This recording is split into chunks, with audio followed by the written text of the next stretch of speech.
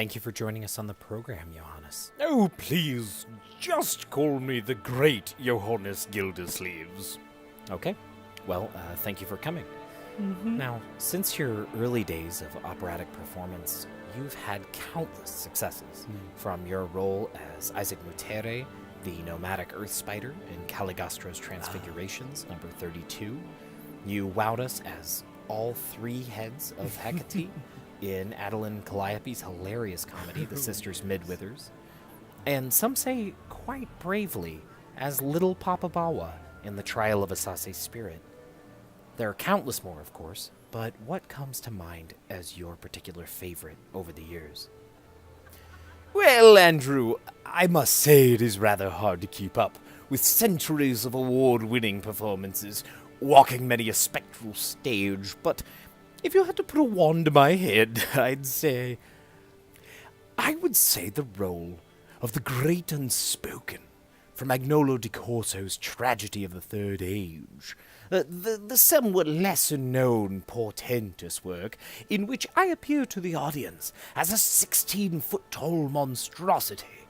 And after a team of assigned instructors worked with me on crafting the correct tongue, I was able to create both an experience that was entirely unforgettable by those who saw it, while also temporarily blinding and wiping the memories of those that did. Wow. I guess there's a reason they call you the Canon of 1812, huh? And I'm sure I did myself no favors by attempting the Mandrake song last alignment. Yes, I'm sure. So, tell us a little bit about this song you're going to perform for us tonight. What you'll be hearing tonight is a brief excerpt from A Curse for Every Key. Oh, a classic tragedy. Yes, it's really the Aslog and Stolas of the 19th century. In it, I play the role of the half-kobold who has the titular keys, alongside the lovely Madame Mallorange, if I'm not mistaken. Yes. In the third act, she has taken one of the keys and used it to slice a doorway between the mortal world Stratum Prime, referred to in the opera as the Age of Iron. Obviously a problem for a half-kobold. And the Stratum Second of the Middle Ages, or the early Third Age. In a final act of revenge, she's carved a boxwood likeness of me and trapped it under a horseshoe in a stable of a cruel baron. And this is my lament as I wither away in a world I was never meant to be in. And you're performing this as a glamour over the next week or so, is that correct?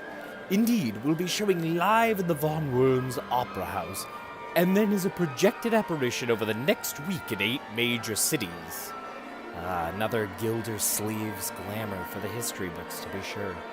Well, thank you for joining us, the great Johannes Gildersleeves. My pleasure, Alan. And without further ado, here is the Lament of Galganmanline from A Curse for Every Key, written by the Sisters Tifoge, performed by Johannes Gildersleeves, Madame Mallorange, and the Alfheim Harmonic Orchestra.